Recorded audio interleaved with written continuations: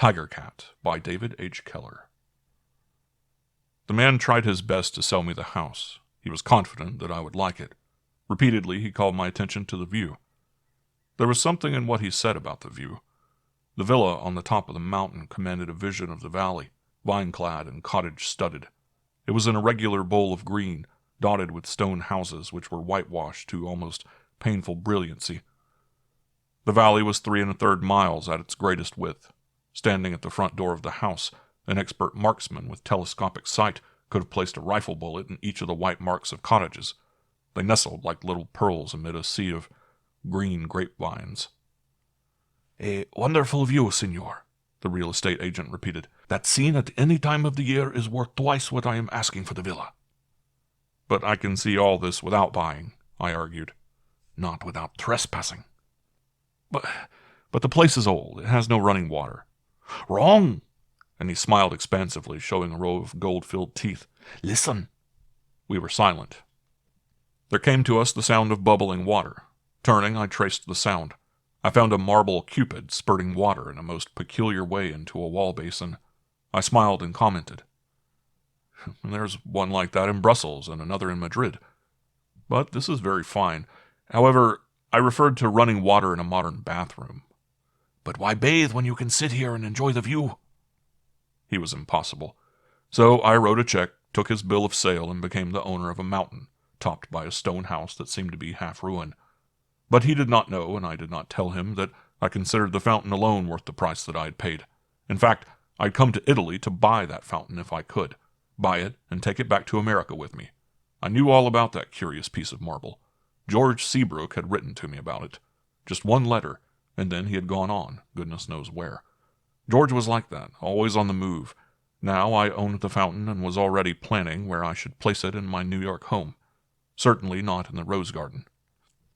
I sat down on a marble bench and looked down on the valley. The real estate man was right. It was a delicate, delicious piece of scenery. The surrounding mountains were high enough to throw a constant shadow on some part of the valley, except at high noon. There was no sign of life, but I was sure that the vineyards were alive with husbandmen and their families.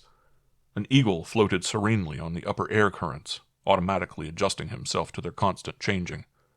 Stretching myself, I gave one look at my car, and then walked into the house. In the kitchen, 2 peasants sat, an old man and an old woman. They rose as I entered. "Who are you?" I asked in English. They simply smiled and waved their hands. I repeated my question in Italian. "We serve," the man replied. "Serve whom?" "Whoever is the master." "Have you been here long?" "We have always been here. It is our home." His statement amused me, and I commented, "The masters come and go, but you remain." "It seems so." "Many masters?" "Alas, yes. They come and go. Nice young men like you, but they do not stay. They buy and look at the view and eat with us a few days, and then they are gone." "And then the villa is sold again?" The man shrugged. "How should we know? We simply serve." "Then prepare me my dinner and serve it outside under the grapevine, where I can see the view." The woman started to obey. The man came nearer. "Shall I carry your bags to the bedroom?" "Yes, and I will go with you and unpack." He took me to a room on the 2nd floor. There was a bed there and a very old chest of drawers. The floor, everything about the room, was spotlessly clean. The walls had been freshly whitewashed. Their smooth whitewash suggested wonderful possibilities for despoliation. The drawing of a picture, the writing of a poem, the careless writhing autograph that caused my relatives so much despair. "Have all the masters slept here?" I asked carelessly. "All." "Was there one by the name of George Seabrook?" "I think so, but they come and go. I am old and forget." "And all these masters, none of them ever wrote on the walls?" "Of a certainty. All wrote with pencil when they desired to write. Who should say they should not? For did not the villa belong to them while they were here? But always we prepare for a new master, and make the walls clean and beautiful again." "You were always sure that there would be a new master?" "Certainly. Someone must pay us our wages." I gravely placed a gold piece in his itching palm, asking, "What did they write on the walls?" He looked at me with old unblinking eyes. Owl eyes. That is what they were. and he slowly said, "Each wrote or drew as his fancy led him, for they were the masters and could do as they wished." "But what were the words?"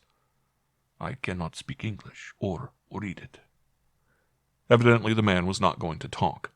To me, the entire situation was most interesting. Same servants, same villa, many masters. They came and bought and wrote on the wall and left. And then my real estate friend sold the house again. A fine racket. Downstairs, outdoors, under the grapevine, eating a good Italian meal, looking at the wonderful view, I came to laugh at my suspicions. I ate spaghetti, olives, dark bread, and wine. Silence hung heavily over the sullen, sleepy afternoon. The sky became copper-colored. It was about to rain. The old man came and showed me a place to put my car, a recess in the wall of the house, open at one end, but sheltered from the weather. The stone floor was black with grease. More than one automobile had been kept there. "Other cars have been here?" I ventured. "All the masters had cars," the old man replied. Back on the stone gallery, I waited for the storm to break. At last it came in a solid wall of gray wetness across the valley. Nearer and nearer it came till it deluged my villa and drove me inside. A woman was lighting candles. I took one from her hand. "I want to look through the house," I explained. She made no protest, so I started exploring the first floor. One room was evidently the sleeping quarters for the servants, another was the kitchen, and the remaining two might have served in the old days for dining room and drawing room. There was little furniture, and the walls were gray with time and mold. One flight of stone stairs led upward to the bedroom, another to the cellar. I decided to go downstairs. They were steps, not made of masonry, but apparently carved out of the living rock. The cellar was simply a cubical hole in the mountain. It all looked very old. I had the uneasy feeling that originally that cellar had been a tomb, and that later the house had been built over it. But once at the bottom, there was nothing to indicate a sepulchre. A few small casks of wine, some junk, odds of rope and rusty iron, those were in the corners. Otherwise the room was empty and dusty. "It is an odd room," I commented to myself. It seemed in some way out of place and out of shape and size for the villa above it. I had expected something more, something larger, gloomier. Walking around, I examined the walls, and then something came to my alert senses. 3 sides of the room were carved out of rock, but the remaining side was of masonry, and in that side there was a door. A door? And why should a door be there except to lead to another room? There was a door, and that presupposed something on the other side, and what a door it was! More of a barricade than a partition, the iron hinges were built to support weight and give complete defense and support. There was a keyhole, and if the key corresponded with the size of the hole, it was the largest that I had ever heard of. Naturally, I wanted to open the door. As a master of the villa, I had a right to. Upstairs, the old woman seemed unable to understand me, and ended by telling me to see her husband. He, in turn, seemed incapable of following my stream of talk. At last I took him to the door and pointed to the keyhole. In English, Italian, and sign language, I told him rather emphatically that I wanted the key to that door. At last he was willing to admit that he understood my questions. He shook his head. He had never had the key to that door. Yes, he knew that there was such a door, but he had never been on the other side. It was very old. Perhaps his ancestors understood about it, but they were all dead. He made me tired, so much so that I rested by placing a hand on the butt of the upper hinge. I knew that he was deceiving me. Lived there all his life and never saw the door open. "And you have no key to that door," I repeated. "No, I have no key." "Who has the key?" "The owner of the house." "But I own it." "Yes, you are the master, but I mean the one who owns it all the time." "So the various masters do not really buy the place?" "They buy it, but they come and go." "But the owner keeps on selling it and owning it?" "Yes." "Must be a profitable business. And who owns it?" "Donna Marchesi." "I think I met her yesterday in Serona." "Yes, that is where she lives." The storm had passed. Serona was only 2 miles away on the other side of the mountain. The cellar, the door, the mysterious uncertainty on the other side intrigued me. I told the man that I would be back by supper, and I went to my bedroom to change, preparatory to making an afternoon call. In the room I found my hand black with oil, and that told me a good many things, as it was the hand that had rested against the upper hinge of the door. I washed the hand, changed my clothes, and drove my car to Sirona. Fortunately, the Donna Marchese was at home. I might have met her before, but I now saw her ethereal beauty for the first time. At least it seemed ethereal at the first moment. In some ways, she was the most beautiful woman that I had ever seen. Skin white as milk, hair a tawny red, piled in great masses on her head, and eyes of a peculiar green with pupils that were slots instead of circles. She wore her nails long, and they were tinted red to match the Titian of her hair. She seemed surprised to have me call on her, and more surprised to hear of my errand. "You bought the villa?" she asked. "Yes, though when I bought it I did not know that you were the owner. The agent never stated whom he was acting for." "I know," she said with a smile. "Franco is peculiar that way. He always pretends that he owns the place." "No doubt he has used it more than once." "I fear so. The place seems to be unfortunate. I sell it with a reserve clause. The owner must live there, and no one seems to want to stay, so the place reverts back to me." "It seems to be an old place." "Very old. It has been in my family for generations. I've tried to get rid of it, but what can I do when the young men will not stay?" She shrugged her shoulders expressively. I countered with, "Perhaps if they knew, as I do, that you owned the property, they would be content to stay forever in Sirona." "Prettily said," she answered. Then the room became silent, and I heard her heavy breathing, like the deep purr of a cat. "They come and go," she said at last. "And when they go, you sell to another?" I asked. "Naturally, and with the hope that one will stay." "I have come for the key," I said bluntly. "The key to the cellar door." "Are you sure you want it?" "Absolutely. It is my villa and my cellar and my door. I want the key. I want to see what is on the other side of the door." And then it was that I saw the pupils of her eyes narrow to livid slits. She looked at me for a second, for 5, and then opening a drawer in a cabinet near her chair, she took out the key and handed it to me. It was a tool worthy of the door that it was supposed to open, being fully 8 inches long and a pound in weight. Taking it, I thanked her and said goodbye. 15 minutes later I was back, profuse in my apologies. I was temperamental, I explained, and I frequently changed my mind. Whatever was on the other side of the door could stay there as far as I was concerned. Then again, I kissed her hand farewell. On the side street, I passed through the door of a locksmith and waited while he completed a key. He was following a wax impression of the original key. An hour later, I was on my way back to the villa with the key in my pocket, a key that I was sure would unlock the door, and I was confident that the lady with the cat eyes felt sure that I had lost all interest in that door and what was beyond it.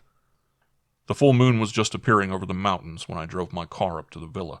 I was tired but happy. Taking the candlestick in my hand, which candlestick was handed to me with a deep bow by the old woman, I ascended the stairs to my bedroom, and soon I was fast asleep. I awoke with a start. The moon was still shining. It was midnight. I heard, or thought I heard, a deep moaning. It sounded a little like waves beating on a rock-bound coast. Then it ceased and was replaced by a musical element that came in certain stately measures. Those sounds were in the room, but they came from far away. Only by straining my sense of sound to the utmost could I hear anything. Slippers on my feet, flashlight in my hand, and the key in my pocket of my dressing gown, I slowly descended the stairs. Loud snores from the servants' room told, or seemed to tell, of their deep slumbers. Down into the cellar I went and put the key into the hole of the lock.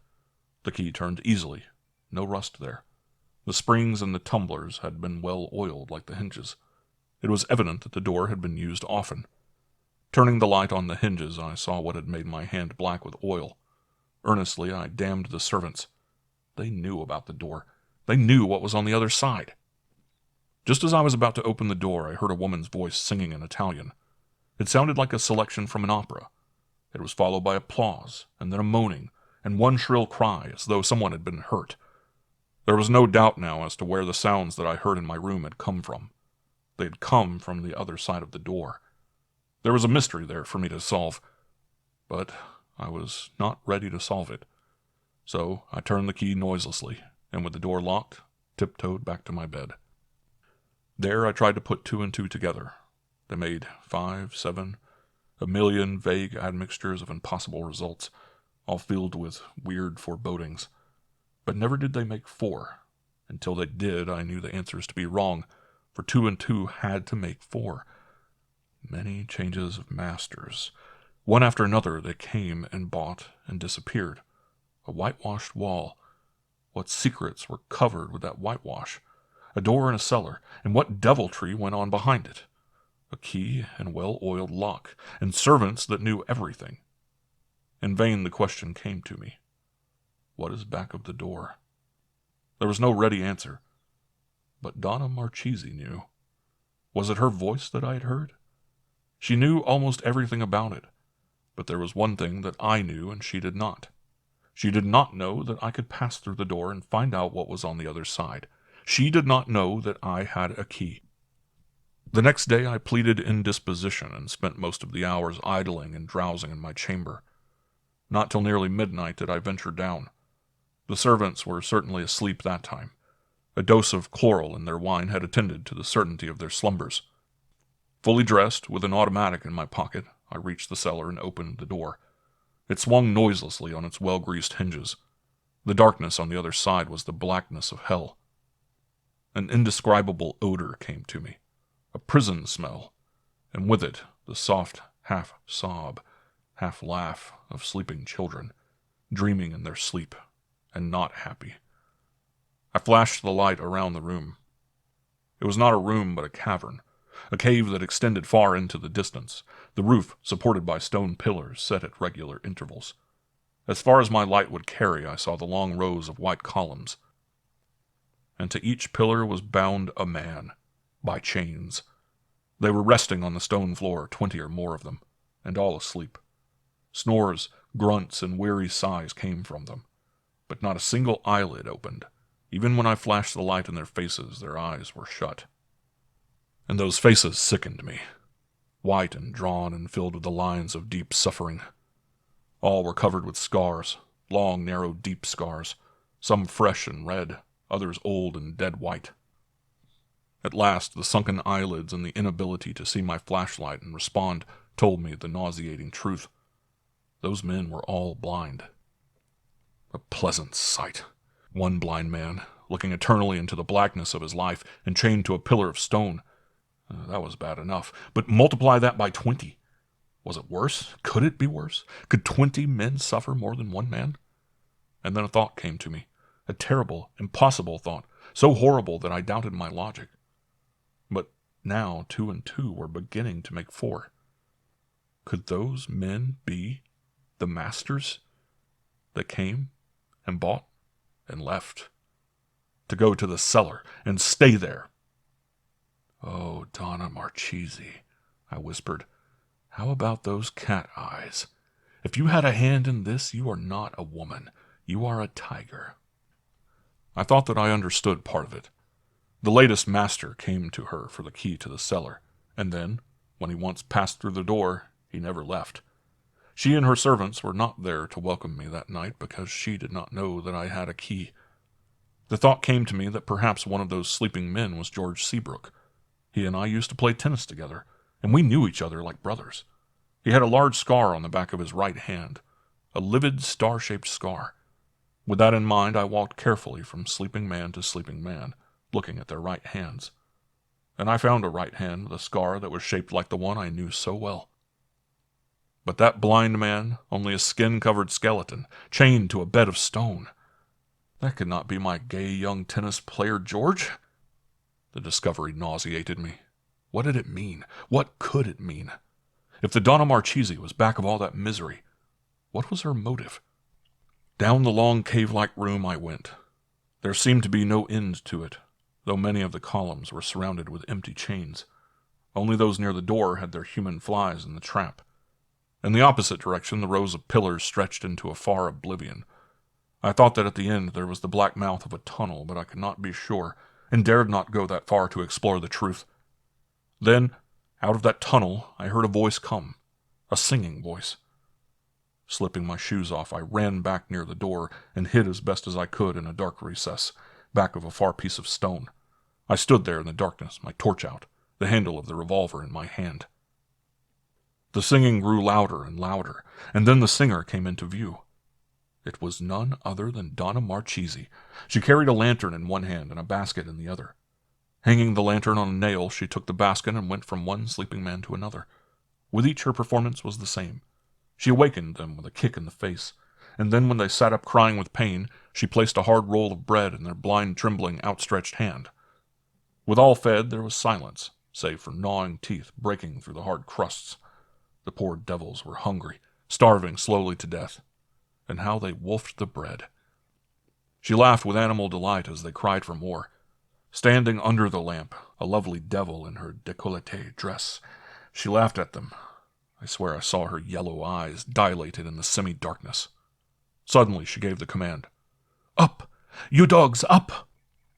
Like well-trained animals, they rose to their feet, clumsily, but as fast as they could under the handicap of trembling limbs and heavy chains. 2 were slow in obeying, and those she struck across the face with a small whip till they whined with pain.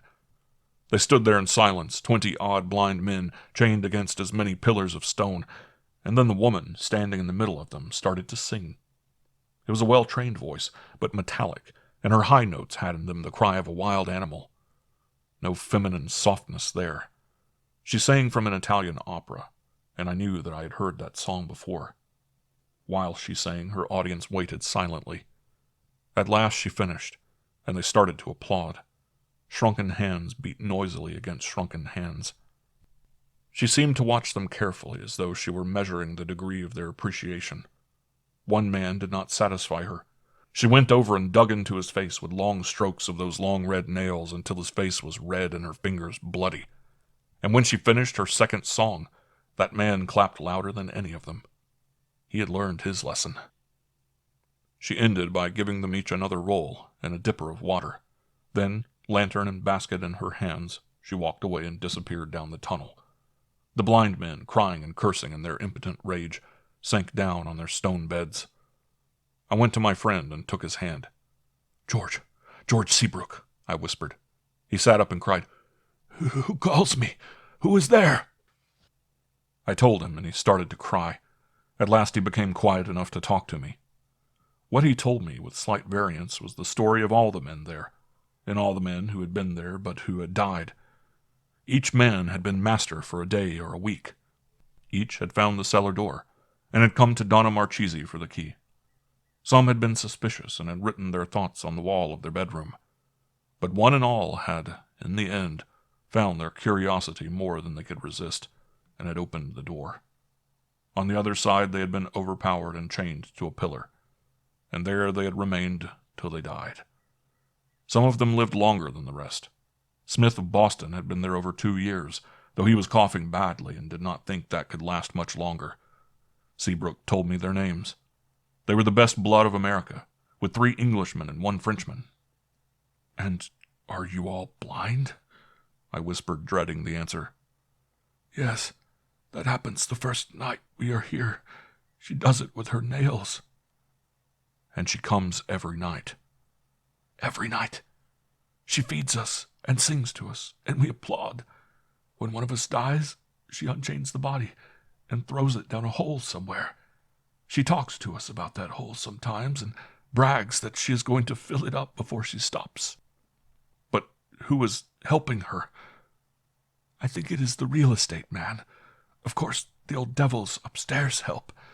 I think they must drug us. Some of the men say that they went to sleep in their beds and woke, chained to their posts." My voice trembled as I bent over and whispered in his ear, "What would you do, George, if she came and sang, and you found out that you were not chained? You and the other men not chained. What would you men do, George?" "Ask them," he snarled. "Ask them one at a time.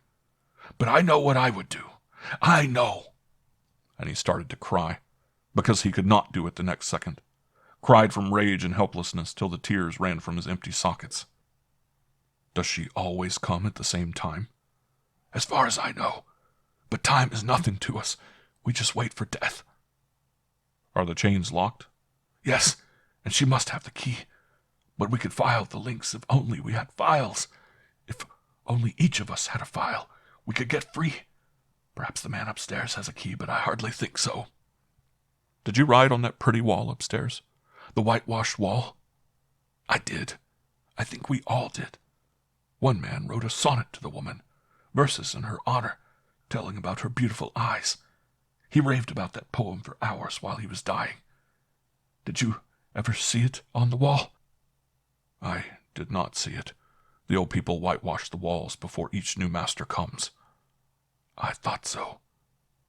Are you sure you would know what to do, George, if she sang to you and you were loose? Yes, we would know. So I left him, promising an end to the matter as soon as I could arrange it. The next day saw me calling on the Donna Marchesi. I took her flowers that time, a corsage of vivid purple and scarlet orchids. She entertained me in her music room, and I, taking the hint, asked her to sing. Shyly, almost with reluctance, she did as I asked. She sang the selection from the Italian opera that I knew so well. I was generous in my applause. She smiled. You like to hear me sing? Indeed, I want to hear you again. I could hear you daily without growing tired. You're nice, she purred. Perhaps it could be arranged. You are too modest. You have a wonderful voice. Why not give it to the world? I sang once in public, she sighed. It was in New York, at a private musical. There were many men there. Perhaps it was stage fright. My voice broke badly, and the audience, especially the men, were not kind. I am not sure, but I thought that I heard some of them hiss me. Surely not, I protested. Indeed so, but no man has hissed my singing since then. I hope not, I replied indignantly. You have a wonderful voice, and when I applauded you, I was sincere. By the way, may I change my mind and ask for the key to the door in the cellar? Do you want it? Really want it, my friend? I am sure I do. I may never use it, but it will please me to have it. Little things in life make me happy, and this key is a little thing. Then you shall have it. Will you do me a favor? Wait till Sunday to use it. Today is Friday, and you will not have to wait many hours. It will be a pleasure to do as you desire, I replied, kissing her hand. And shall I hear you sing again? May I come often to hear you sing? I promise you that, she sighed. I am sure that you will hear me sing often in the future. I feel that in some way our fates approach the same star. I looked into her eyes, her yellow cat eyes, and I was sure that she spoke the truth. Destiny had certainly brought me to find her in Sirona. I bought 24 rat-tailed files and dashed across the mountains to Milan. There I was closeted with the consuls of 3 nations, England, France, and my own. They did not want to believe my story. I gave them names, and they had to admit that there had been inquiries, but they felt that the main details were nightmares, resulting from an overuse of Italian wines. But I insisted that I was not drunk with new wine. At last they called in the chief of the detective bureau. He knew Franco, the real estate agent, also the lady in question, and he had heard something of the villa, not much, but vague whisperings. We will be there Saturday night, he promised. That leaves you tonight. The lady will not try to trap you until Sunday. Can you attend to the old people? They will be harmless. See that Franco does not have a chance to escape. Here is the extra key to the door. I will go through before 12. When I am ready, I will open the door. If I am not out by 1 in the morning, you come through with your police. Do we all understand? I understand, said the American consul, but I still think you are dreaming. Back at the villa, I again drugged the old people. Not much, but enough to ensure their sleep that night. They liked me. I was liberal with my gold, and I carelessly showed them where I kept my reserve. Then I went through the door. Again I heard the Donna Marchesi sing to an audience that would never hiss her. She left, and I started to distribute the files. From one blind wretch to the next I went, whispering words of cheer and instruction for the next night. They were to cut through a link in the chain, but in such a way that the tiger cat would not suspect that they had gained their liberty. Were they pleased to have a hope of freedom? I am not sure, but they were delighted at another prospect. The next night I doubled the tips to the old servants. With tears of gratitude in their eyes, they thanked me as they called me their dear master. I put them to sleep as though they were babies. In fact, I wondered at the time if they would ever recover from the dose of chloral I gave them. I did not even bother to tie them, but just tossed them on their beds. At 10:30, automobiles began to arrive with darkened lights. We had a lengthy conference, and soon after 11 I went through the door. I lost no time in making sure that each of the blind mice was a free man, but I insisted that they act as though bound till the proper time. They were trembling, but it was not from fear that time. Back in my hiding place I waited, and soon I heard the singing voice. 10 minutes later the Donna Marchese had her lantern hung on the nail. Ah, she was more beautiful that night than I had ever seen her. Dressed in filmy white, her beautiful body, lovely hair, long lithe limbs would have bound any man to her through eternity.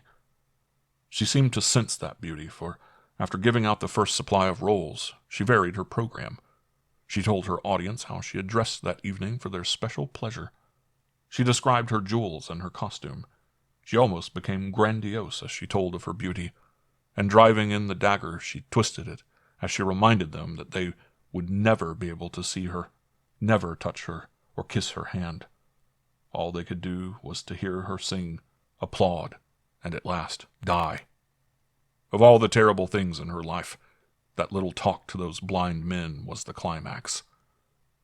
And then she sang. I watched her closely and I saw what I suspected. She sang with her eyes closed. Was she in fancy seeming that she was in an opera house before thousands of spellbound admirers? Who knows? But even as she sang that night her eyes were closed, and even as she came to a close, waiting for the usual applause, her eyes were closed. She waited in the silence for the clap of hands. It did not come. With terrific anger she whirled to her basket and reached for her whip. "Dogs," she cried, "have you so soon forgot your lesson?" And then she realized that the 20 blind men were closing in on her. They were silent, but their outstretched hands were feeling for something that they wanted very much. Even when her whip started to cut, they were silent. Then one man touched her. To her credit, there was no sign of fear. She knew what had happened. She must have known, but she was not afraid. Her single scream was nothing but the battle cry of the tiger cat going into action. There was a single cry, and that was all. The men reached for what they wanted in silence. For a while they were all in a struggling group on their feet, but soon they were all on the ground. It was simply a mass, and under that mass was a biting, scratching, fighting, dying animal. I couldn't stand it. I'd planned it all, and I wanted it all to happen, but when it came, I just couldn't stand it. Covered with the sweat of fear, I ran to the door and unlocked it. I swung it open, went through the doorway, closed it, and locked it again. The men waiting for me in the cellar looked on with doubt. It seemed they were right in thinking that my tale was an alcoholic one. "Give me whiskey," I gasped as I dropped on the floor. In a few minutes I had recovered. "Open the door," I ordered, "and bring the blind men out." One at a time they were brought to the kitchen and identified. Some were terribly mutilated in the face, long deep scratches, and even pieces bitten out, and one had the corner of his mouth torn. Most of them were sobbing hysterically, but in some way, though none said so, I judged that they were all happy. We went back to the cellar and through the door. On the stone floor was a clotted mass of red and white. "What's that?" asked the American consul. "I think that is the Donna Marchese," I replied. "She must have met with an accident." An original revenge by W.C. Morrow. On a certain day I received a letter from a private soldier named Gratmore, attached to the garrison of San Francisco. I had known him but slightly, the acquaintance having come about through his interest in some stories which I had published, and which he had a way of calling psychological studies. He was a dreamy, romantic, fine-grained lad, proud as a tiger lily, and sensitive as a blue bell. What mad caprice led him to join the army I never knew, but I did know that there he was wretchedly out of place, and I foresaw that his rude and repellent environment would make of him in time a deserter, or a suicide, or a murderer. The letter at first seemed a wild outpouring of despair, for it informed me that before it should reach me, its author would be dead by his own hand. But when I had read farther, I understood its spirit, and realized how coolly formed a scheme it disclosed, and how terrible its purport was intended to be. The worst of the contents was the information that a certain officer, whom he named, had driven him to the deed, and that he was committing suicide for the sole purpose of gaining thereby the power to revenge himself upon his enemy. I learned afterward that the officer had received a similar letter. This was so puzzling that I sat down to reflect upon the young man's peculiarities. He had always seemed somewhat uncanny, and had I proved more sympathetic, he doubtless would have gone farther and told me of certain problems which he professed to have solved concerning the life beyond this. One thing that he had said came back vividly. If I could only overcome that purely gross and animal love of life that makes us all shun death, I would kill myself, for I know how far more powerful I could be in spirit than in flesh. The manner of the suicide was startling, and that was what might have been expected from this odd character. Evidently scorning the flummery of funerals, he had gone into a little canyon near the military reservation and blown himself into 1,000,000 fragments with dynamite, so that all of him that was ever found was some minute particles of flesh and bone. I kept the letter a secret, for I desired to observe the officer without rousing his suspicion of my purpose. It would be an admirable test of a dead man's power and deliberate intention to haunt the living, for so I interpreted the letter. The officer thus to be punished was an oldish man, short, apoplectic, overbearing, and irascible.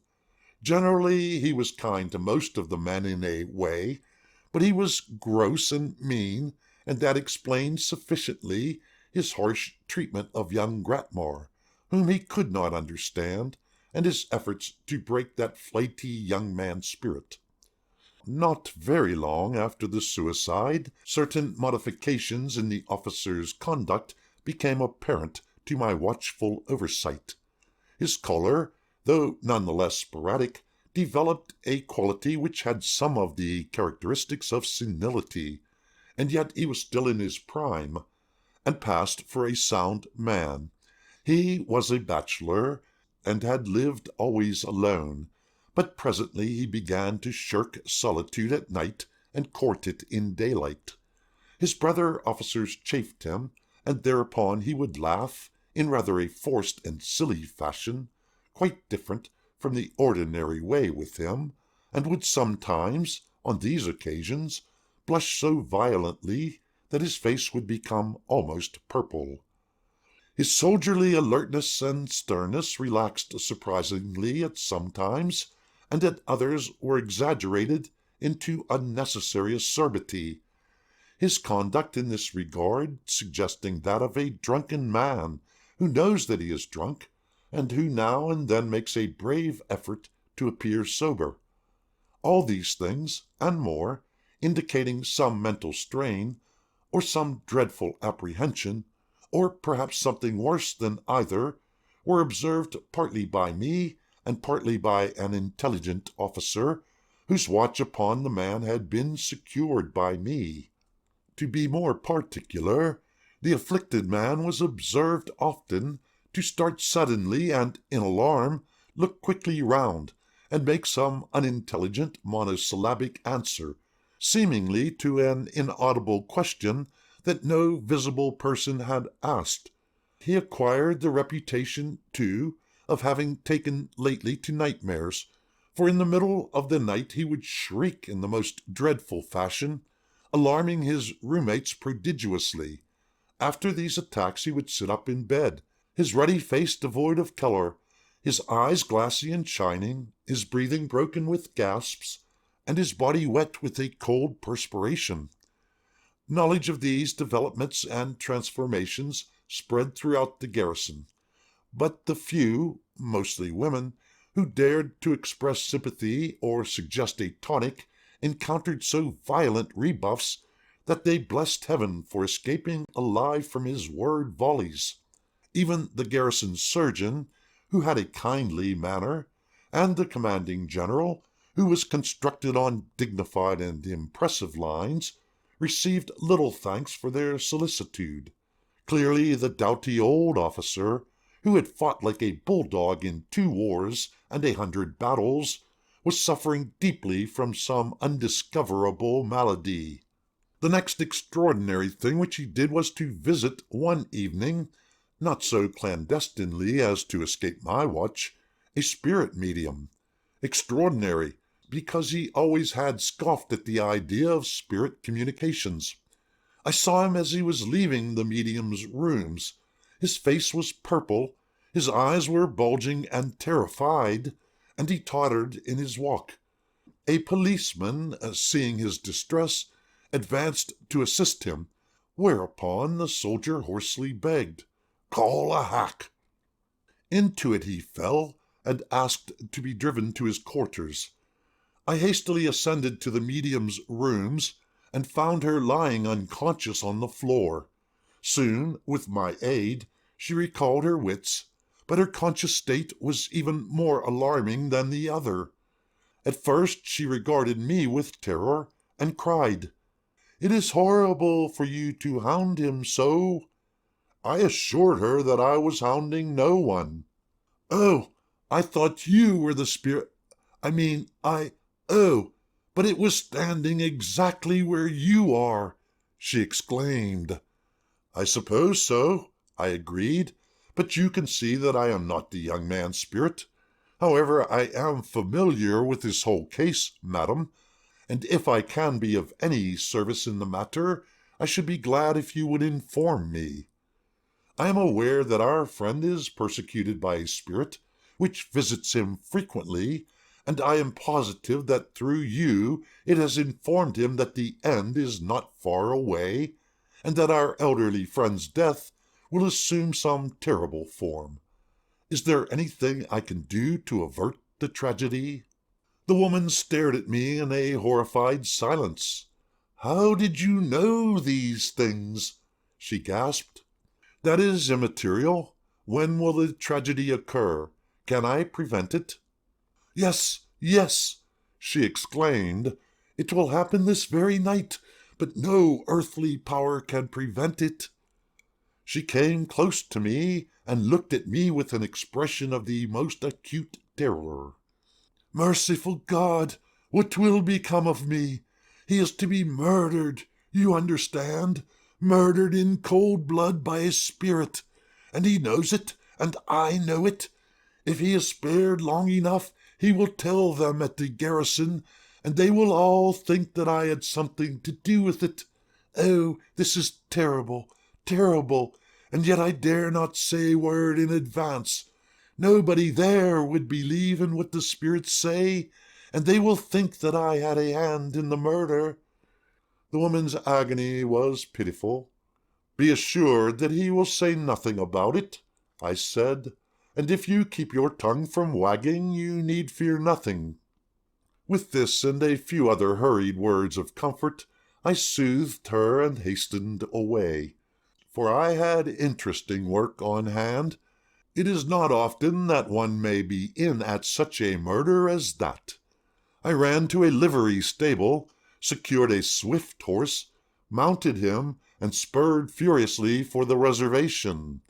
The hack, with its generous start, had gone far on its way, but my horse was nimble, and his legs felt the pricking of my eagerness. A few miles of this furious pursuit brought me within sight of the hack, just as it was crossing a dark ravine near the reservation. As I came nearer, I imagined that the hack swayed somewhat, and that a fleeing shadow escaped from it into the tree-banked further wall of the ravine. I certainly was not in error with regard to the swaying, for it had roused the dull notice of the driver. I saw him turn, with an air of alarm in his action, and then pull up with a heavy swing upon the reins. At this moment I dashed up and halted. "Anything the matter?" I asked. "I don't know," he answered, getting down. "I felt the carriage sway, and I see that the door's wide open. Guess my load thought he'd sobered up enough to get out and walk, without troubling me or his pocket-book." Meanwhile, I too had alighted, then struck a match, and by its light we discovered, through the open door, the load huddled confusedly on the floor of the hack, face upward, his chin compressed upon his breast by his leaning against the further door, and looking altogether vulgar, misshapen, and miserably unlike a soldier. He neither moved nor spoke when we called. We hastily clambered within and lifted him upon the seat. But his head rolled about with an awful looseness and freedom, and another match disclosed a ghastly dead face and wide eyes that stared horribly at nothing. "You would better drive the body to headquarters," I said. Instead of following, I cantered back to town, housed my horse, and went straight away to bed. And this will prove to be the first information that I was the mysterious man on a horse whom the coroner could never find. About a year afterwards I received the following letter, which is observed to be in fair English, from Stockholm, Sweden. "Dear Sir, for some years I have been reading your remarkable psychological studies with great interest, and I take the liberty to suggest a theme for your able pen. I have just found in a library here a newspaper, dated about a year ago, in which is an account of the mysterious death of a military officer in a hack." Then followed the particulars, as I have already detailed them, and the very theme of post-mortem revenge, which I have adopted in this setting out of facts. Some persons may regard the coincidence between my correspondent's suggestion and my private and exclusive knowledge as being a very remarkable thing. But there are likely even more wonderful things in the world, and at none of them do I longer marvel. More extraordinary still is his suggestion that in the dynamite explosion a dog or a quarter of beef might as well have been employed as a suicide-minded man. That, in short, the man may not have killed himself at all, but might have employed a presumption of such an occurrence to render more effective a physical persecution, ending in murder by the living man who had posed as a spirit. The letter even suggested an arrangement with a spirit medium, and I regard that also as a queer thing. The declared purpose of this letter was to suggest material for another of my psychological studies. But I submit that the whole affair is of too grave a character for treatment in the levity of fiction, and if the facts and coincidences should prove less puzzling to others than to me, a praiseworthy service might be done to humanity by the presentation of whatever solution a better understanding than mine might evolve. The only remaining disclosure which I am prepared now to make is that my correspondent signed himself Romtorg, an odd-sounding name, but for all I know it may be respectable in Sweden. And yet there is something about the name that haunts me unceasingly, much as does some strange dream which we know we have dreamt, and yet which is impossible to remember. The Symphonic Abduction by Hannes Bach.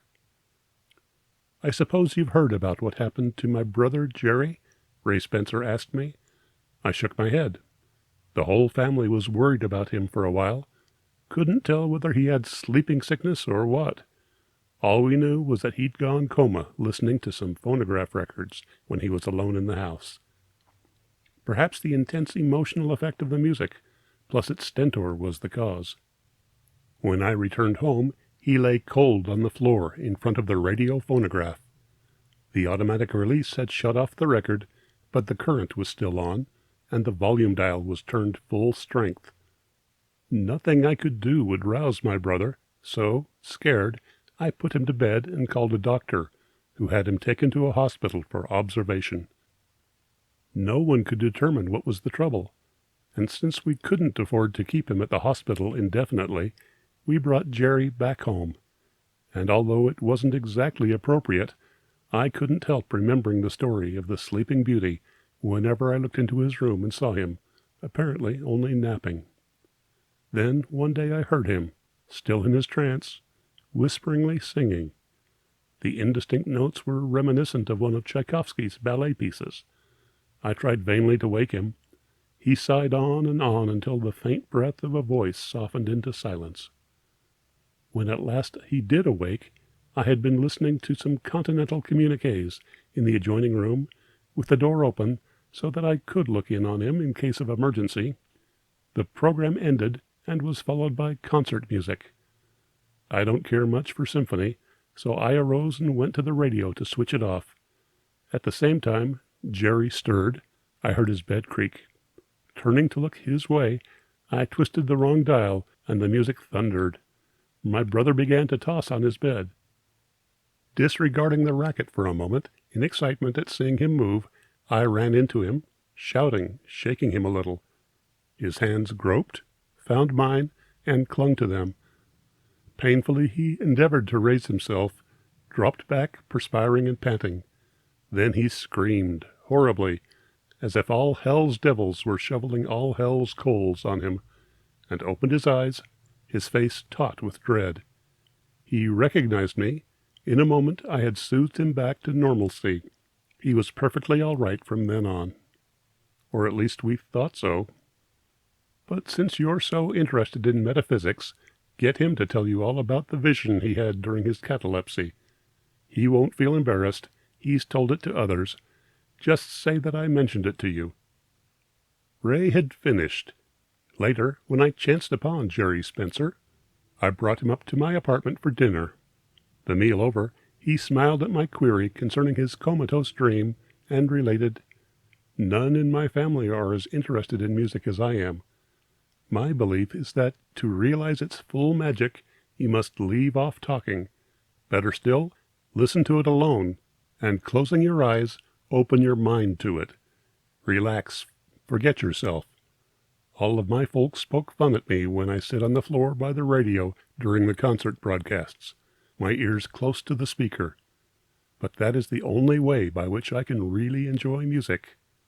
The very loudness, blasting at my hearing, emphasizes the tone magic, overwhelming everything else. And sometimes, if my eyes are shut, I can see fantastic dream worlds, fiery pageants inspired by thunderous harmonies. I had never dared to turn on the amplifier as loud as I'd have wished. My family said that it would annoy the neighbors. So that day, when I was alone at home, I thought that then was my chance, if ever, and proceeded to play my favorite record. The first scene of Tchaikovsky's Swan Lake Ballet, as loud as possible. The sound was not so deafening as maddening, or better still, intoxicating. How I loved it! I sat cross-legged, eyes shut, dreaming, at last absolutely happy, more ecstatic.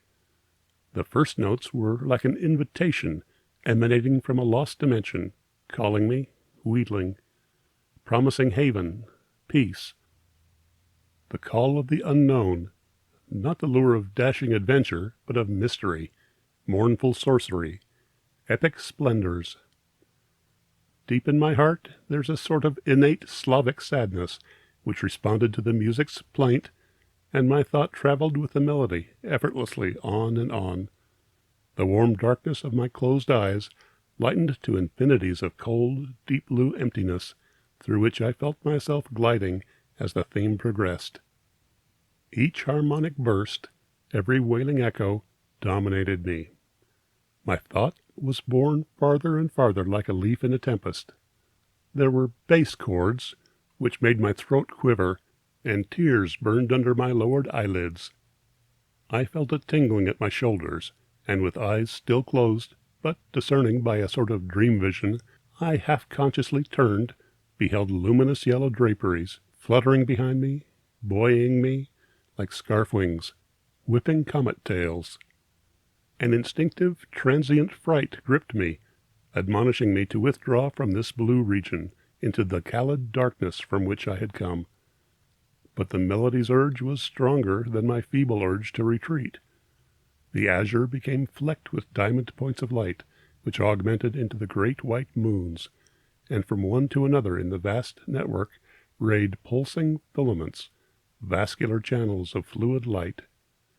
A stupendous chorus of clear, unhuman voices, as from diamond throats, emanated from these linked moons, of which the music which had conveyed me was only a distorted, ghostly echo. In tangible waves, this greater music rippled around the webbed moons, beating against me as though to force me away on its tides, I know not whither. Beneath me was a limitless tract of gray slime, which rose and fell torpidly, as with the breathing of a somnolent, subterranean thing. The moonlight burned brightly on it, and crawling across it from some remote place came trees? Snaky, rooted things, whose prehensile branches bore, instead of leaves, flexible lenses. They left behind them red trails on the slime, and excrementory ribbons of thin blue vapor streamed from their topmost appendages.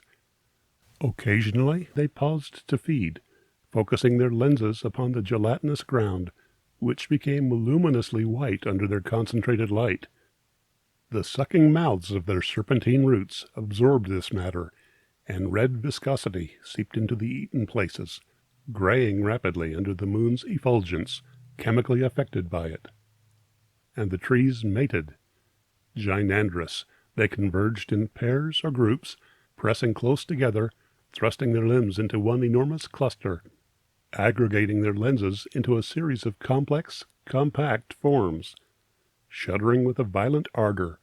From erectile protuberances rimming the lenses, ruby liquid spurted, bursting with incandescence under the condensed moonlight. Spent, drooping, the trees separated, and the radiant orgasmic matter drifted lightly down to the slime, burning fitfully as the trees moved away indifferently. Apparently these flickering radiances fed, for gradually they grew, dulling, becoming opaque, substantial, thrusting out probing roots, developing limbs, wandering like their parents. They snailed onward, out of sight, all of them. Silently, a phosphorescent green river raced like a bolt of furcate lightning over the green wastes. It was composed not of water, but of myriad tiny, luminous, crawling insects. A conscious river, altering its tortuous course at will, small streams deviating from the main body and meandering erratically, then rejoining the general current. This river's end drew into sight, flashed under me and into the distance, leaving fast graying red paths on the slime. The moon's music assailed me. Simultaneously I felt those man-measures, which had carried me so long, cease, leaving me without a link to my own world, helpless against the inexorable tide of the lunar melody, which, bursting more loudly, swept me higher through an interstice of the circulatory web into blue infinity. And there it left me. Fading ripples of it would lap me, but were too dissipated then to sweep me farther. I floated aimlessly in the void, it seemed, for ages, less a body than a mind, aware of neither hunger nor thirst, nor ill of any sort other than a dreadful sapping weariness. There was no way of reckoning time, but after an eternity of loneliness and self-boredom, I heard a glissando of mellow tintabulations. A troop of small stars flashed toward me like a scattered handful of sparkling white gems, whirling in interweaving dance of enchantment, tinkling glad, clear tunes like the babbling of crystal brooks. The joyous, youthful essence of their song so charmed me that I forgot my weariness and vocally ventured to imitate it. At last they broke their circle and swept away, single file, out of sight, diminishing with distance. For a while I hummed their song, but with every repetition it lost some of its starry quality and gained a humanness, earthiness, animalism, until it impressed me no longer beautiful, and I was silent. Wearily the sluggish ages passed in the illimitable blue solitudes. Eventually I heard the man-music again like a summons, its vibrations piercing the moon-net, receding, drawing me with it. Its power increased with every unit of retrogression, dragging me with it over the wastes of slime it dragged me, all in a fraction of seconds. Wind tore at me, racketing in my ears, drowning music of both moons and man. In a flash of cataclysm, of cosmic pandemonium, the moons, jostled out of their places by my abrupt passage through the web, strained apart, snapping their pulsant, filamental arteries. White, searing drops of blood of light oozed from the severed ducts, hissing as they fell, and splashed on the slime, which heaved torturedly. The crawling trees reared upon their writhing roots, flailing their lensed limbs, and the phosphorescent rivers halted suddenly, piling into swiftly disintegrating mounds. The rain of light blood thinned and ceased. The moons dimmed and plunged earthward, lusterless. As they touched the tempestuously tossing slime, it shrieked stridently, deafeningly, cosmically. An outcry voicing all life's inherent dread of the horror of pain and death, which arose from all sides, like an auditory vice, tightening upon and crushing me. The blue chaos was wiped away by utter blackness. The shriek weakened, ceased. I opened my eyes, shut them, dazzled by daylight, and opened them again, but cautiously.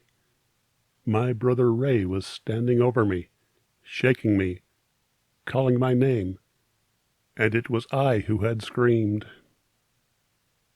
The Wreckers of St. Agnes by Unknown. There are few parts of England more wild and desolate than the mining districts of Cornwall.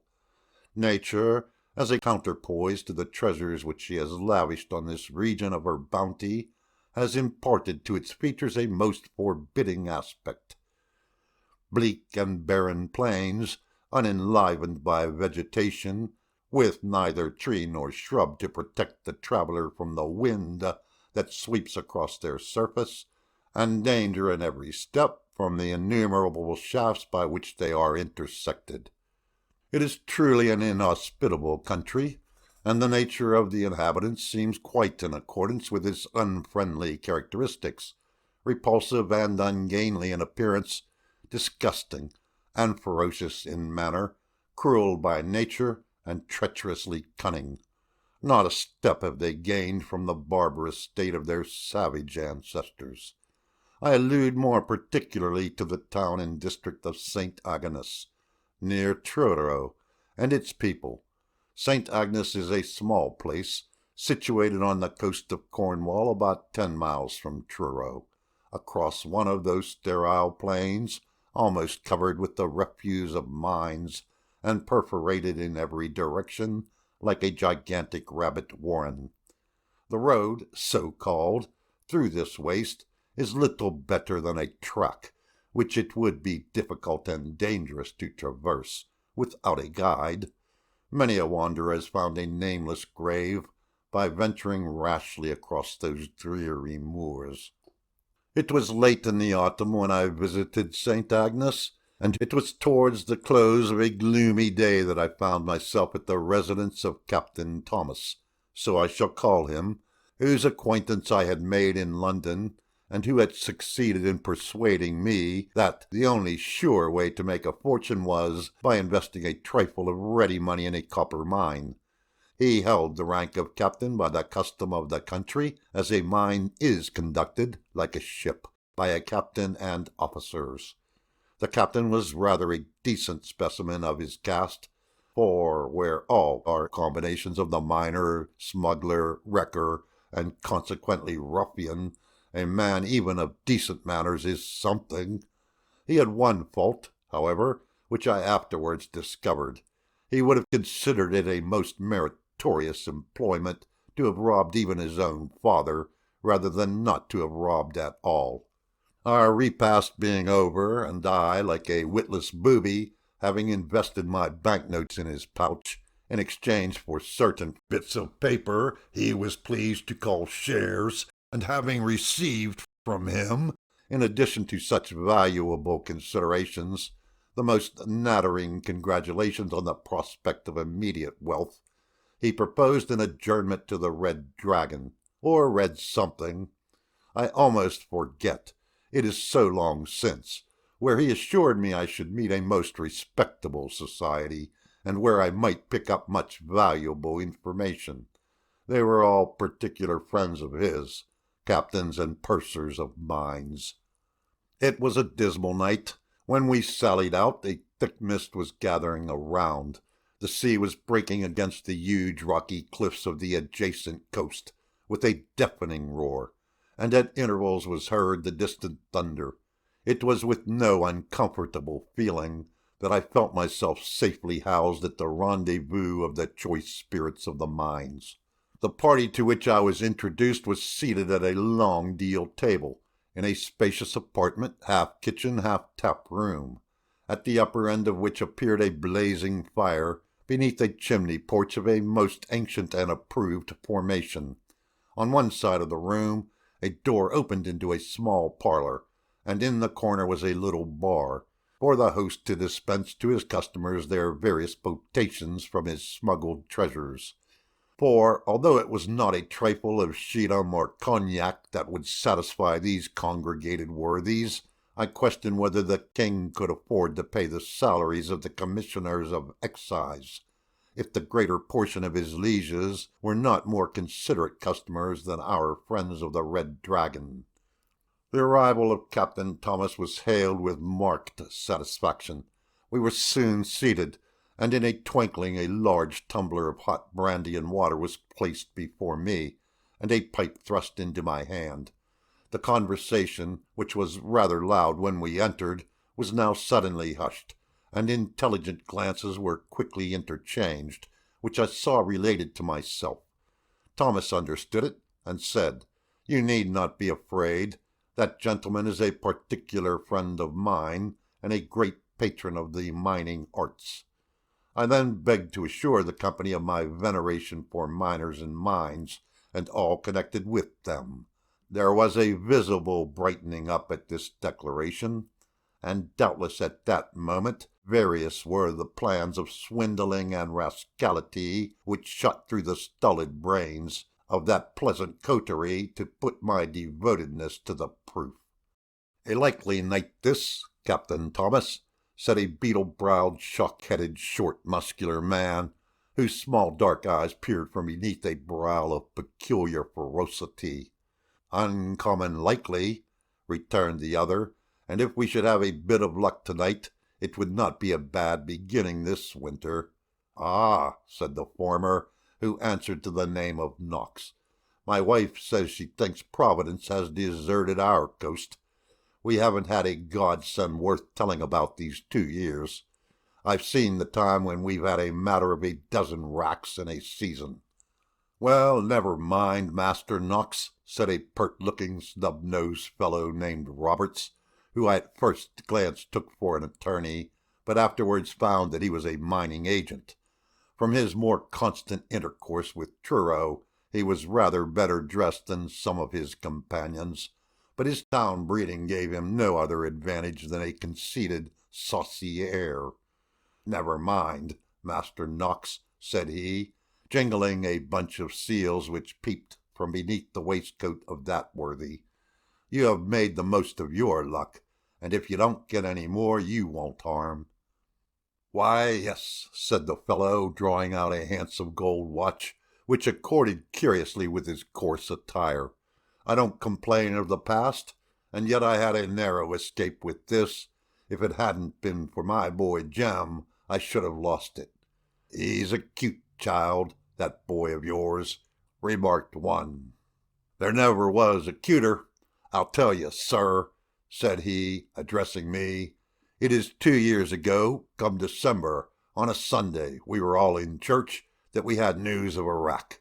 Well, off we all started, you may be sure, and the parson not the last, to see what it had pleased God to send us. We found on coming up that it was a French Indiaman, She had gone to pieces off the rocks, and the goods were floating about like dirt. I wasn't long in making the most of it, and Jem was just going off for the cart when I spied, half covered with weed and hidden by a piece of rock, the body of a Frenchman. I soon saw I had got a prize, for he was loaded with money and trinkets. These I quickly eased him of, seeing as he'd never won 'em. But to make sure, I hit him a good slap over the head just to see whether the life was in 'un or no. Here one or two of the auditors grinned. Well, I was just going away when I seed a diamond ring on his finger, and the finger being swelled with the water, I cuts it off, displaying at the same time a knife of rather formidable proportions, and walks off with my goods. I hadn't gone far when little Jem runs after, crying, "Dad, Dad, hit un again, Dad. He grinneth, he grinneth." I looked back, and sure enough that rascally French thief, whether it was drawing the blood or not, I don't know, but he was moving his arm about and opening his eyes as though he were bent on taking the bread out of my mouth. This put me in a precious rage. These Frenchmen are always a spiteful set, and hate Englishmen as they hate the devil. So I makes no more ado, but I hits in a lick with the tail of a rudder laying close by, and I'll warrant me he never come to ask for my goods.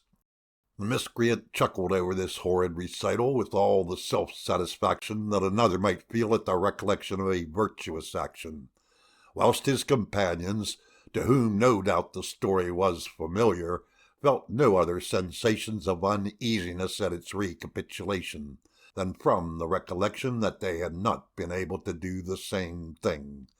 Knox was evidently the ruffian par excellence. I beheld others around me, the expression of whose countenance would have hung them at any bar in England without any other evidence, yet none ventured to boast of crime. Knox was the only open professor of villainy. He seemed to claim his right of preeminence. I have been in many parts of the world, and have encountered ruffians of every country and grade, but never before did I have the fortune to hear depravity, and of such a revolting character, so freely confessed, so unblushingly avowed. "Well, Knox," said Thomas, after a short pause, "so you have seen Hibbert Shear. How's poor Bill Tricutick?" Knox placed his finger significantly on his cheek. "How?" said the other. "Dead." "Dead as a mackerel," returned Knox. "You know I was in it, and a sharp brush we had. Poor Bill had 3 balls in him. He died the same night." A universal expression of sympathy followed this announcement, and various were the questions put by different individuals as to the details of his death. It appeared that he was killed in an engagement with a revenue cruiser. "He was as likely a lad that ever run a cargo," said Thomas. "Where did you bury him?" "Alongside of the gauger, I suppose," said Roberts, who ventured a sidelong glance of malicious meaning, though apparently half doubtful of the consequences. I never saw so speedy a change in any human being as that remark produced in Knox. In an instant his brow became as black as the storm which now raged with appalling violence from without. "What hast thee to do with that, thou pert meddling coxcomb?" said he as he fixed his black eyes, almost concealed by their overhanging brows, on the object of his wrath. "Now mark me, Master Roberts, play off no more of thy jokes on me. This is not the first time I have warned thee, but it shall be the last."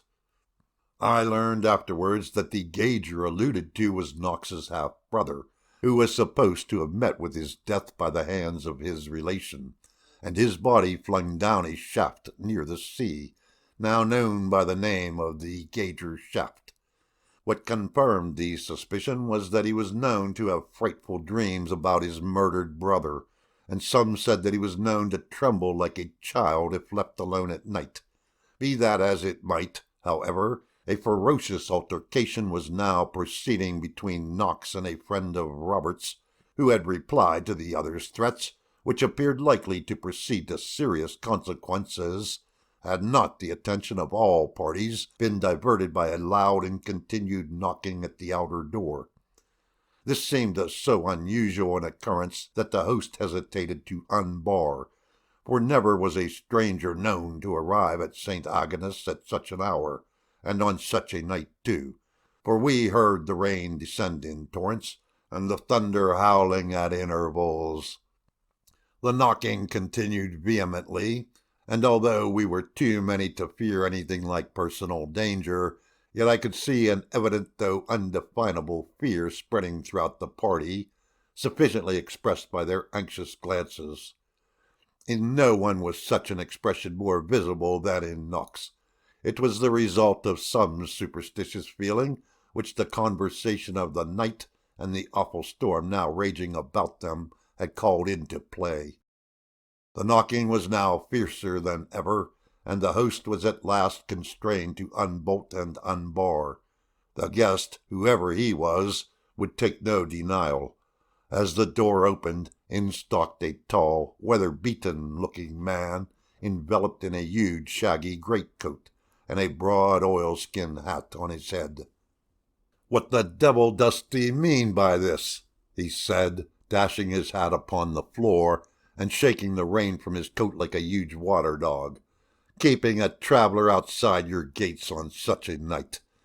At this moment, during a lull in the storm, was heard a heavy booming sound from the sea.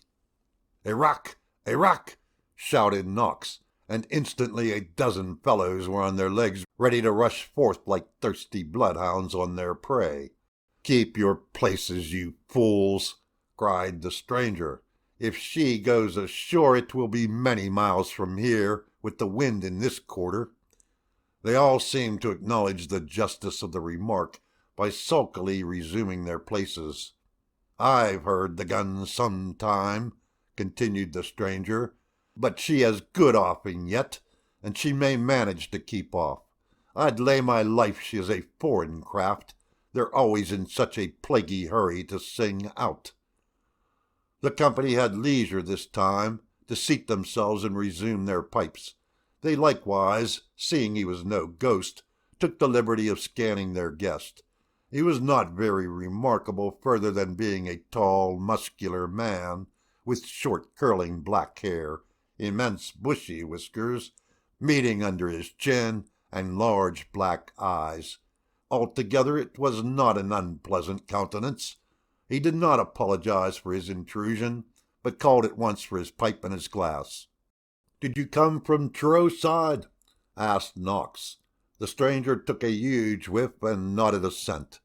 "Who might have brought you across the moors?" "Dost thou think no one can tread the moors but thyself and the louts of St. Agnes?" "None that I ever heard of, except Beelzebub," said Knox, peering from beneath his brow suspiciously on the newcomer. The stranger laughed. "The path is dangerous by night," said Thomas. "Few strangers find the way alone." "Then I am one of the few, for here I am," said he. "I've lived here man and boy these 40 years, said Knox, "and I never knew a stranger do that before. And thou must be a stranger, for I've never seen thee. Art sure of that?" Knox again scanned him attentively. "I never saw thee before." "You see, then, a stranger can find his way in these parts. I came by the gauger's shaft. Thou knowest the gauger's shaft?" said he significantly. "Hell," said the other furiously, "dost thou come here to mock me? If thou dost, thou'dst better return afore harm comes of thee." "Thou'rt a strong man," said his opponent, "but I'm so much a stronger that I would hold thee with one arm on yonder fire till thou wert as black as thy own black heart. Come, thou needst not frown on me, man. If thou hast a spark of courage, I'll put it now to the test." "Courage? I fear neither thee nor Beelzebub. I'll wager thee this heavy purse of French louis d'or against that watch and ring that befits thy finger so oddly, that thou durst not go into yonder room alone, and look on the face that shall meet thee there. Thou'rt a juggler and a cheat. I'll have nothing further to say to thee. There's my gold, said he, throwing a heavy purse on the table. Look at it, count it, 100 as bright louis as ever were coined in France, against thy watch and ring, not worth the half. The eyes of the wrecker glistened at the bright heap of gold. What is the wager? He demanded. If thou durst go into yonder room, that I will raise the form of one whom thou wouldst most dread to see. I fear nothing, and I believe thee to be a cheat. There's my gold. Take the wager, cried several of Knox's friends. We'll see thou hast the gold. Done, cried Knox with a sort of desperate resolve, which the cheers of his friends and the sight of the gold helped him to assume, and he placed the ring and watch on the heap of louis. I must have arms and lights. Take them, said the stranger, but before you go, I will show you a portion of your property you have never discovered. He took the ring, and touching the inside with the point of a pin, a small aperture flew open, and disclosed a small space filled with hair. It was not till that moment it was discovered that the stranger had lost the little finger of the left hand. For a moment all was still as the grave. A frightful feeling seemed to pervade the breast of everyone around. It was as though the murdered stood before them to claim his own. The stranger broke into a loud laugh. What the devil ails you all? Are you afraid of a man without a finger? And his laughter was louder than before. I'll not go into the room, said Knox in a low, broken voice. Then the watch and ring are mine, said the stranger. You have forfeited the wager. And he began to fill the bag with the coin. It's a base juggle to rob me of my property, cried Knox, whose courage returned as he witnessed the unghost-like manner in which the stranger fingered the money. Keep to your wager, man, cried Thomas. We'll see you rightly dealt with. He can no more do what he says than raise the Prince of Darkness himself. Will you stand to your bargain? Asked the stranger. I will, and defy the devil and all his works. He took a candle and a loaded pistol and went towards the room. If ever the agony of a life were condensed into the short space of a few minutes, that was the time. Ruffian as he was a pitiable object, pale and trembling, without making an effort to conceal his distress. He paused and turned irresolute, even at the threshold of the door. Shame and avarice urged him on. He entered the room and closed the door. If I say that I looked on as a calm spectator of these proceedings, I should say falsely. I began to grow nervous, and was infected with the superstitious feeling which had evidently taken possession of my companions. The only unconcerned person was the stranger. At least he was apparently so. He very coolly tied up the money, watch, and ring in the bag, and placed them on the table. He then took 2 pieces of paper, and wrote some characters on both. One he handed to Thomas.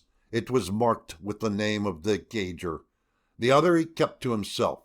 He advanced to the fire, which was blazing brightly, and, muttering a few words, threw into it a small leaden packet, and retired at the same moment to the end of the room. The flames had hardly time to melt the thin sheet lead, ere our ears were greeted with the most terrific and appalling explosion that I have ever in my life heard. And as though the elements were in unison, a deafening thunder crash shook the house to its very foundation. Every man was thrown violently to the ground. The chairs and tables tumbled about, as though imbued with life. Every door was burst open by the shock, and hardly a pane of glass remained entire. This, with the screams of the women and the groans of the men, if anyone could withstand, without actual terror taking possession of his heart, he must be a bolder man than I was. For several minutes, for so it appeared to me, did we lie on the floor in this state, expecting momentarily the house to fall over us in ruins.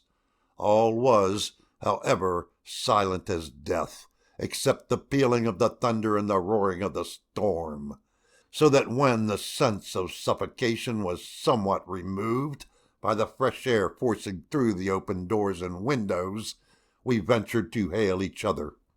It was some time, however, before we could get a light, and that accomplished, our first care was to look to our friend in the back parlor. We found him lying on his face quite insensible, and bleeding from a wound in the head, which he must have received in falling. We brought him into the large room, and, after a time, when people could be brought to their senses, we procured restoratives. I never shall forget the wild and ghastly look with which he first gazed around him. He looked around, as though seeking some horrid object. "It's gone," he cried. "Thank God! What a horrid sight! Who saw it?" "Saw what? Who?" asked Thomas. "Just as bloody and ghastly as when I pitched him down the shaft," cried he incoherently. "Hush, hush," said Thomas. "Collect yourself. You don't know what you're talking of." "Who says I murdered him?" cried the miserable being before us. "Who says I got his money? He's a liar. I say a liar. His money is sunk with him. Let him hang me. I am innocent. They cannot prove it." It became too distressing. Fortunately for the feelings of all, the unhappy man, or rather maniac, relapsed into insensibility, and in that state was conveyed home. It was not till then that we thought of the stranger. No trace of him could be found. The money, ring, and watch had disappeared. Strange were the rumors abroad the next day at St. Agnes. Some men going very early to work averred they saw horsemen flying over the moors, crossing shafts and pits, without once staying to pick his way. It could have been no human horseman, nor steed, that could have sped on such a wild career. There was another report, which accounted for the appearance and disappearance of the stranger in another way. Some smugglers reported that on that night they saw a beautiful French smuggling lugger sheltering from the gale in a little unfrequented bay along the coast. It might have been one of the crew, who had made himself acquainted with the circumstances he mentioned, and which was no secret, and made this bold dash for a prize. But this version of the story was scouted as quite unworthy of the slightest credit. The former was the popular belief. If any of the dramatis personae of the above sketch should happen to cast his eye over it, which, by the way, is the most unlikely thing possible, seeing the great probability that they have all been hanged long since, but if by alibi, or by any other convenient means, only one should have escaped from justice, he will bear witness to the faithfulness of my account, and acknowledge, with gratitude, the obligation of immortality in the monthly magazine. My Own True Ghost Story by Rudyard Kipling. As I came through the desert, thus it was, as I came through the desert, the city of dreadful night. Somewhere in the other world, where there are books and pictures and plays and shop windows to look at, and thousands of men who spend their lives in building up all four, lives a gentleman who writes real stories about the real insides of people, and his name is Mr. Walter Besant.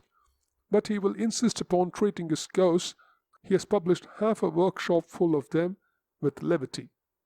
He makes his ghost seers talk familiarly, and in some cases flirt outrageously with the phantoms. You may treat anything from a viceroy to a vernacular paper with levity, but you must behave reverently toward a ghost, and particularly an Indian one. There are in this land ghosts who take the form of fat, cold, pobby corpses and hide in trees near the roadside till a traveller passes. Then they drop upon his neck and remain. There are also terrible ghosts of women who have died in childbirth. These wander along the pathways at dusk or hide in the crops near a village and call seductively. But to answer their call is death in this world and the next. Their feet are turned backward that all sober men may recognize them. There are ghosts of little children who have been thrown into wells. These haunt well curbs and fringes of jungles and wail under the stars, or catch women by the wrist and beg to be taken up and carried. These and the corpse ghosts, however, are only vernacular articles and do not attack sahibs. No native ghost has yet been authentically reported to have frightened an Englishman, but many English ghosts have scared the life out of both white and black. Nearly every other station owns a ghost. There are said to be 2 at Simla, not counting the woman who blows the bellows at Syri Dak Bungalow in the old road. Missouri has a house haunted of a very lively thing. A white lady is supposed to do night watchman round the house in Lahore. Dalhousie says that one of her houses repeats, on autumn evenings, all the incidents of a horrible horse and precipice accident. Murray has a merry ghost, and now that she has been swept by cholera, will have room for a sorrowful one. There are officers' quarters in Myanmar whose doors open without reason and whose furniture is guaranteed to creak, not with the heat of June, but with the weight of invisibles who come to lounge in the chairs. Peshawar possesses houses that none will willingly rent, and there is something, not fever, wrong with a big bungalow in Allahabad. The older provinces simply bristle with haunted houses and march phantom armies along their main thoroughfares. Some of the dark bungalows on the Grand Trunk Road have handy little cemeteries in their compound, witnesses to the changes and chances of this mortal life in the days when men drove from Calcutta to Northwest. These bungalows are objectionable places to put up in. They are generally very old, always dirty, while the khansama is as ancient as a bungalow. He either chatters senilely or falls into the long trances of age. In both moods he is useless. If you get angry with him, he refers to some sahib dead and buried these 30 years and says that when he was in that sahib's service, not a khansama in the province could touch him. Then he jabbers and mows and trembles and fidgets among the dishes, and you repent of your irritation. In these dark bungalows, ghosts are most likely to be found, and when found, they should be made a note of. Not long ago it was my business to live in a dark bungalow. I never inhabited the same house for 3 nights running and grew to be learned in the breed. I lived in government-built ones with red brick walls and railed ceilings, and an inventory of the furniture posted in every room, and an excited snake at the threshold to give welcome. I lived in converted ones, old houses officiating as dark bungalows, where nothing was in its proper place, and there wasn't even a fowl for dinner. I lived in second-hand palaces where the wind blew through open-work marble tracery just as uncomfortably as through a broken pane.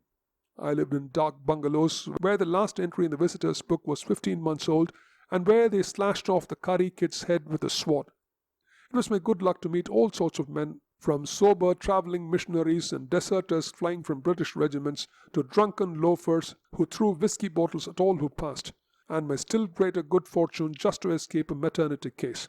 Seeing that a fair proportion of the tragedy of our lives out here acted itself in dark bungalows, I wonder that I had met no ghost. A ghost that would voluntarily hang about a dark bungalow would be mad, of course.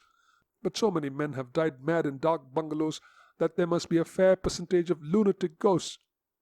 In due time I found my ghost, or ghosts rather, for there were 2 of them. Up till that hour I had sympathized with Mr. Besson's method of handling them, as shown in the strange case of Mr. Lovecraft and other stories. I am now in the opposition.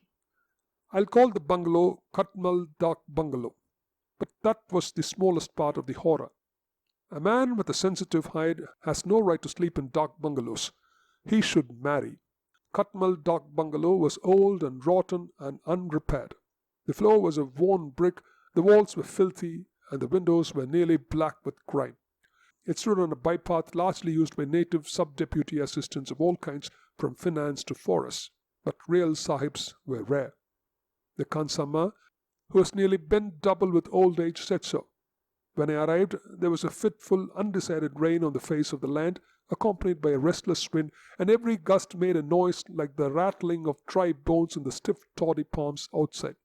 The khansama completely lost his head on my arrival. He had served a sahib once. Did I know that sahib? He gave me the name of a well-known man who has been buried for more than a quarter of a century, and showed me an ancient daguerreotype of the man in his prehistoric youth. I had seen a steel engraving of him at the head of a double volume of memoirs a month before, and I felt ancient beyond telling. The day shut in, and the khansama went to get me food. He did not go through the pretense of calling it khana, man's victuals. He said ratub, and that means, among other things, grub, dog's rations. There was no insult in his choice of term. He had forgotten the other word, I suppose. While he was cutting up the dead bodies of animals, I settled myself down after exploring the dark bungalow. There were 3 rooms beside my own, which was a corner kennel, each giving into the other through dingy white doors fastened with long iron bars. The bungalow was a very solid one, but the partition walls of the rooms were almost jerry-built in their flimsiness. Every step or bang of a trunk echoed from my room down the other 3, and every footfall came back tremulously from the far walls. For this reason I shut the door. There were no lamps, only candles in long glass shades. An oil wick was set in the bathroom. For bleak, unadulterated misery, that dark bungalow was the worst of the many kind that I had ever set foot in. There was no fireplace, and the windows would not open, so a brazier of charcoal would have been useless. The rain and the wind splashed and gurgled and moaned round the house, and the toddy palms rattled and roared. Half a dozen jackals went through the compound singing, and a hyena stood afar off and mocked them. A hyena would convince a Sadducee of the resurrection of the dead, the worst sort of dead.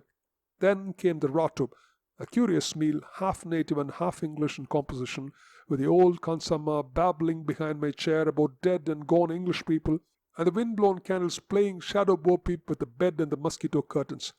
It was just a sort of dinner and evening to make a man think of every single one of his past sins, and of all the others that he intended to commit if he lived. Sleep, for several hundred reasons, was not easy. The lamp in the bathroom threw the most absurd shadows into the room, and the wind was beginning to talk nonsense. Just when the reasons were drowsy with blood-sucking, I heard the regular "let us take and heave him over" grunt of dooli bearers in the compound. First 1 dooli came in, then a second, and then a third. I heard the dooli stump on the ground, and the shutter in front of my door shook.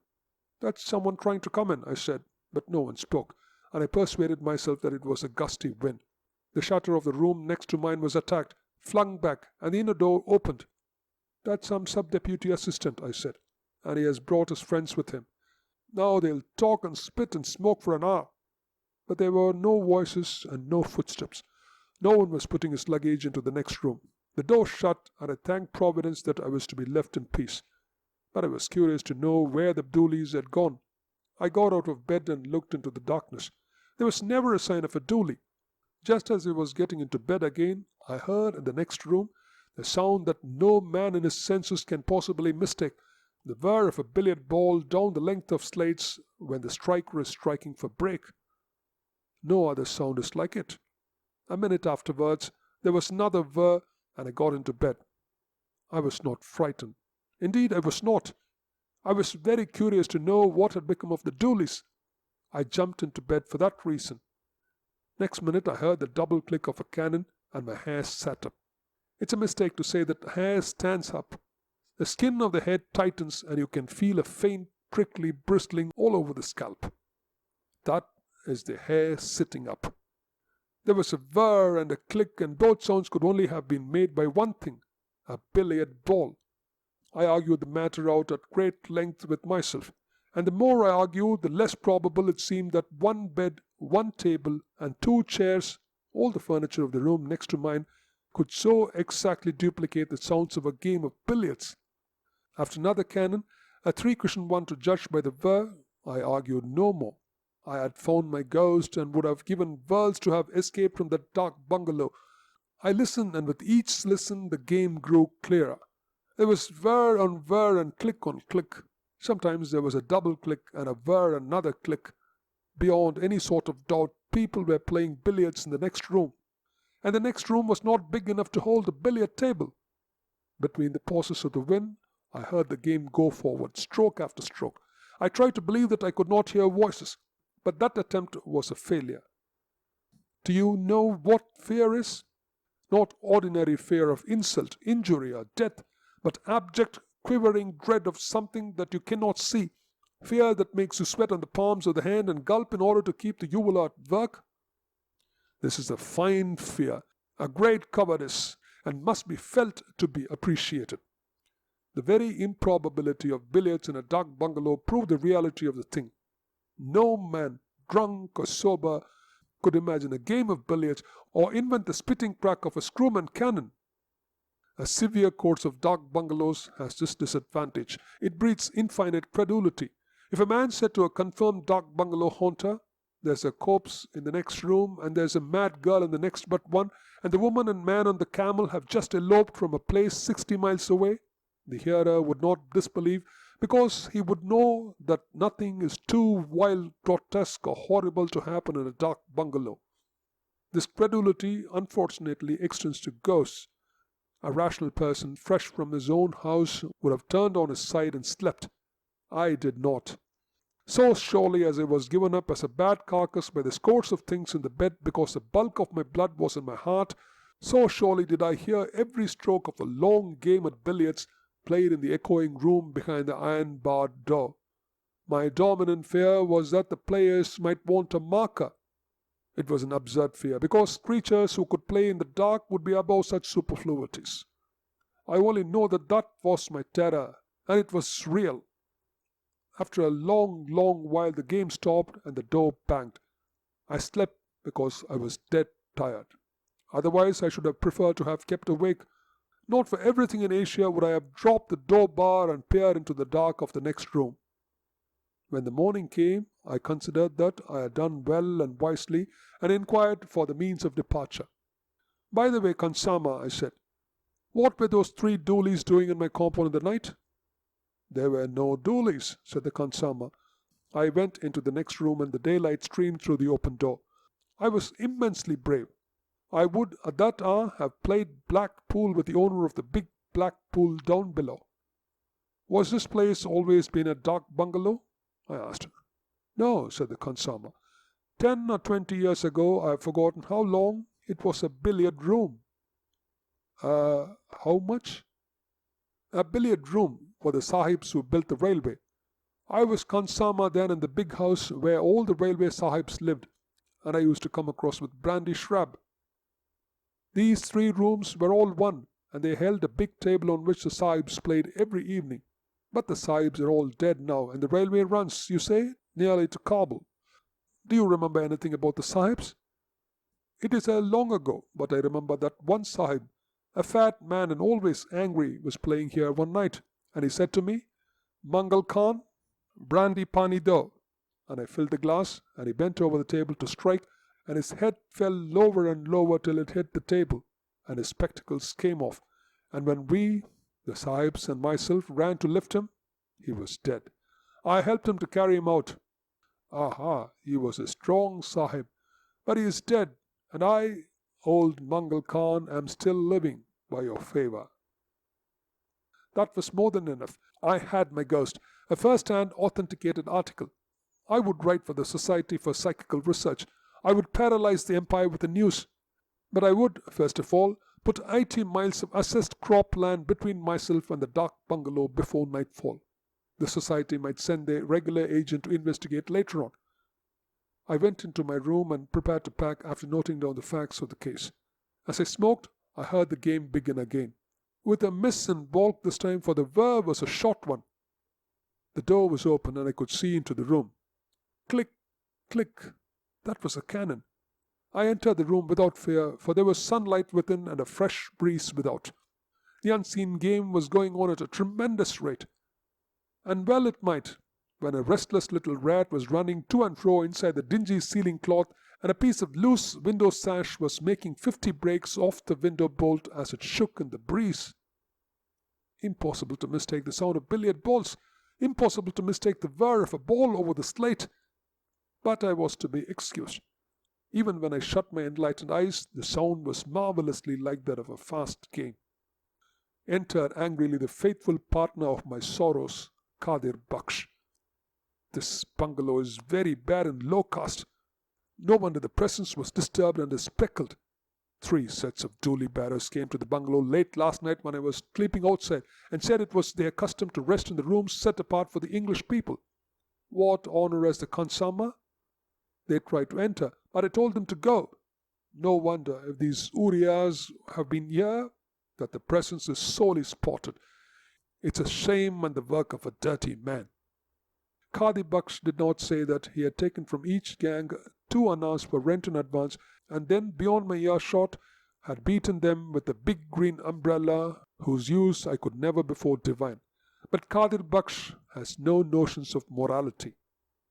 There was an interview with Khansama, but as he promptly lost his head, wrath gave place to pity, and pity led to a long conversation, in the course of which he put the fat engineer sahib's tragic death in 3 separate stations, 2 of them 50 miles away. The 3rd shift was to Calcutta, and there the sahib died while driving a dog cart.